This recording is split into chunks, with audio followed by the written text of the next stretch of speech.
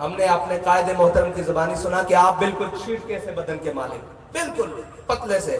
فرماتے ہیں کہ جب جنگ یمامہ ہوئی تو وہ تمام منکرین ختم نبوت ایک قلعہ بند ہو گئے، اور بڑا مضبوط قلعہ تھا. جو قریب جاتا اوپر سے آگ پھینکتے، سیسا پہ لا کے پھینکتے اور جناب تیر مارتے، شہید ہو جاتے. حضرت برا بن مالک آئے اور آپ نے صحابہ سے عرض کی حضور کے غلاموں مجھے ڈھال پہ رکھو اور ڈھال کو نیچے سے اچھالو اور مجھے قلعے کے اندر پھینک دو.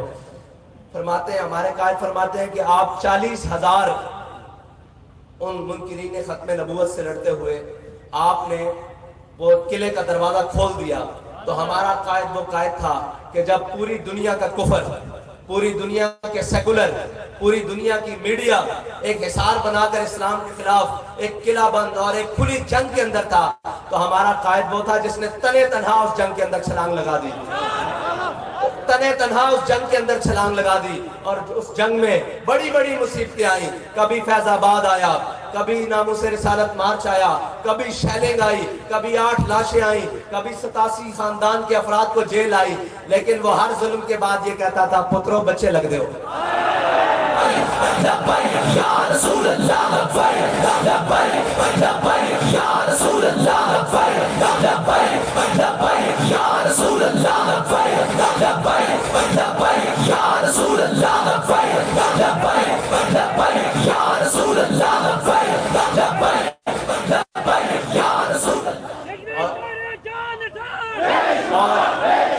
بابا جی ایک اپنے انداز میں، بابا جی